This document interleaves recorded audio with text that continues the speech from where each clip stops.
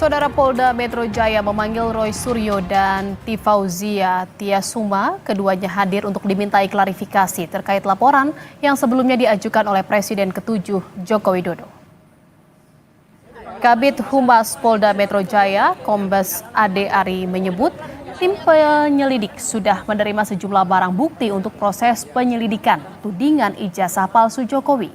Di antaranya beberapa dokumen fotokopi ijazah, printout legalisir, dan fotokopi cover dari skripsi dan lembar pengesahan. Tim penyelidik masih terus melakukan penyelidikan untuk mengungkap kasus tudingan ijazah palsu Jokowi, apakah terdapat unsur pidana atau tidak.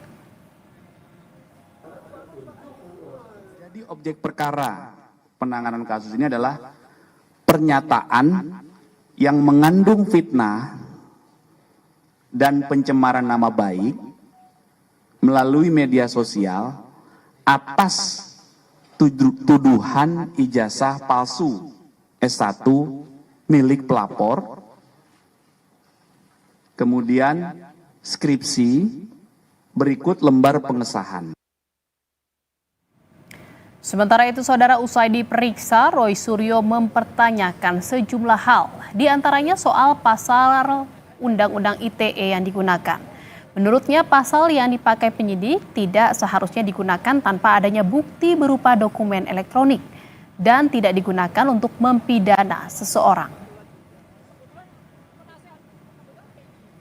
Ya, di samping pasal 311, 310, 27 ayat A, ada juga pasal yang mau dimasukkan ke dalamnya, ya, pasal yang diselundupkan. Saya nggak tahu menyelundupkan siapa, ya gitu. Itu pasal 32 dan 35 Undang-Undang ITE.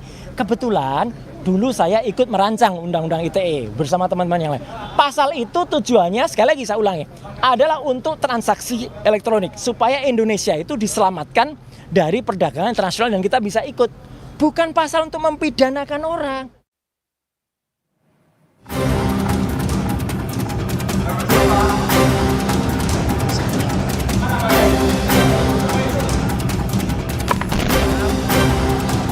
Kasus tudingan ijazah palsu milik Presiden ke-7 RI masih bergulir dan polisi mulai memeriksa sejumlah saksi. Sebelumnya, Jokowi melalui kuasa hukum dan anggota keluarga yang ditunjuk telah menyerahkan ijazah miliknya ke Bareskrim Polri. Ijazah dan dokumen pendukung lainnya dibawa langsung adik ipar Jokowi, Wahyudi Andrianto, dari Solo. Jokowi menyatakan ijazah itu diserahkan guna keperluan penyelidikan dan pemeriksaan laboratorium forensik.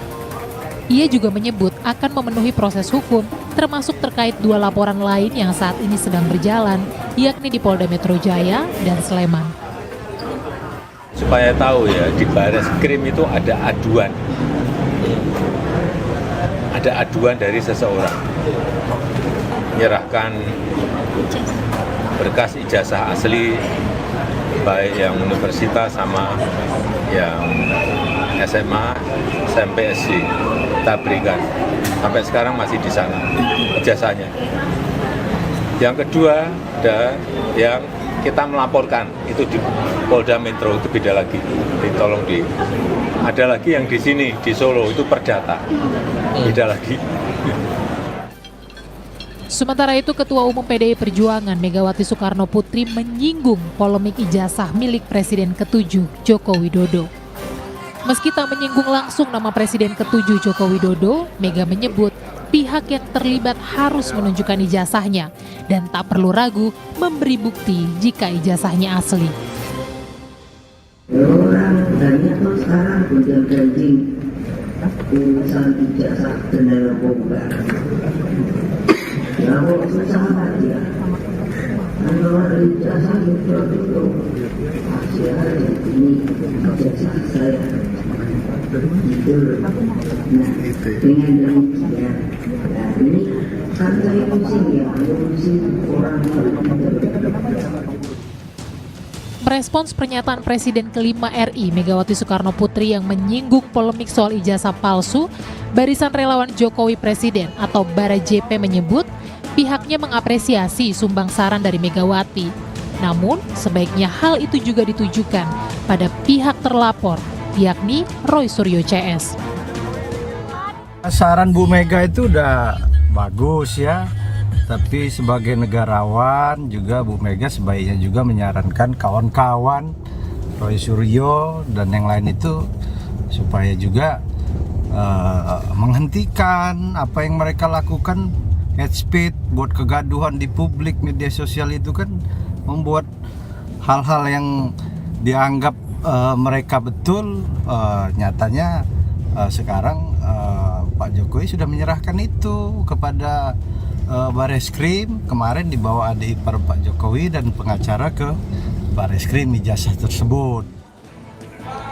Sebelumnya, Jokowi melaporkan 5 orang ke Polda Metro Jaya buntut tudingan ijazah palsu.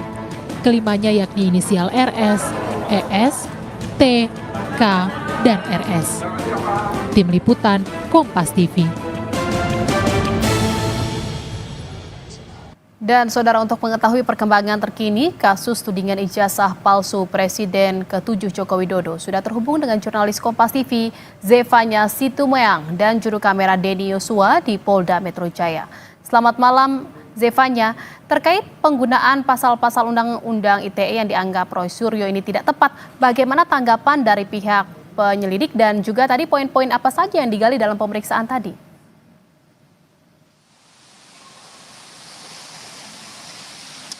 Ya Jihan, memang selain Undang-Undang ITE ada juga UU lain begitu ya yang dikaitkan dengan kasus ini, di mana kalau dari Yaakob Hasibuan ini mengaitkan dengan pasal 310 dan 311 KUHP tentang pencemaran nama baik, kemudian dengan UU ITE antara lain di pasal 27A, pasal 30 dan pasal 35.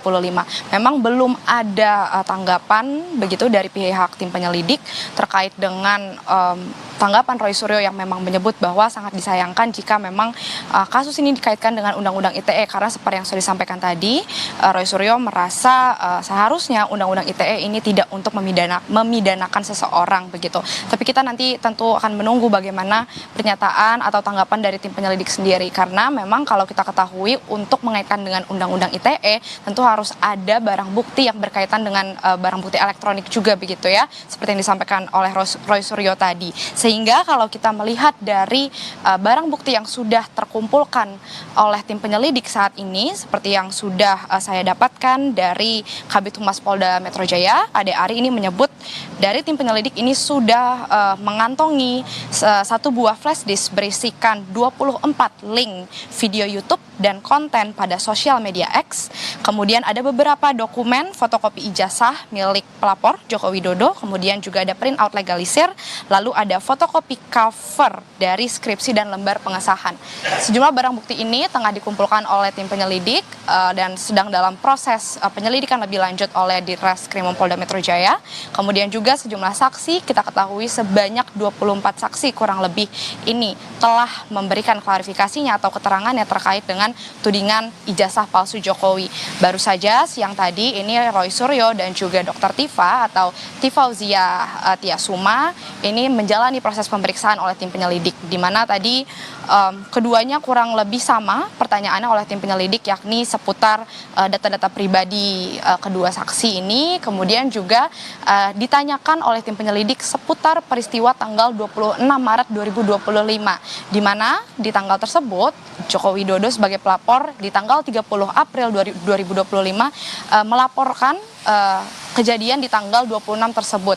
Kalau dari Kabid Humas Polda Metro Jaya, Kombes Pol Ade Ari ini menyebut di tanggal 26 itu Joko Widodo sebagai pelapor ini menemukan sejumlah video yang berisi pernyataan terkait dengan tudingan ijazah palsu miliknya begitu ya, sehingga Jokowi ini kemudian memanggil ajudannya untuk mengumpulkan sejumlah barang bukti untuk bisa dilaporkan ke Polda Metro Jaya untuk diselidiki lebih lanjut. Sehingga dari barang bukti tersebut yang sudah dikumpulkan ini kemudian dipanggil sejumlah saksi-saksi. Kita ketahui diantaranya ini ada saksi berinisial RHS, kemudian RSN, berinisial TT, kemudian ES dan juga KTR. Nah, kelima saksi ini tadi ditekankan oleh Kombes Pol Ade Ari bahwa ini belum dinyatakan sebagai terlapor, tapi sebagai saksi. Sehingga memang fokusnya dari tim penyelidik saat ini adalah bukan untuk membuktikan keaslian dari ijazahnya, tapi untuk mengungkap terlebih dahulu dari peristiwa 26 Maret yang dilaporkan oleh Joko Widodo, apakah ini memang benar ada unsur pidana atau tidak. Sehingga dari keterangan para saksi ini dikumpulkan dengan juga barang bukti yang sudah dikumpulkan ini akan diselidiki lebih lanjut oleh tim penyelidik apakah ada unsur pidana atau tidak.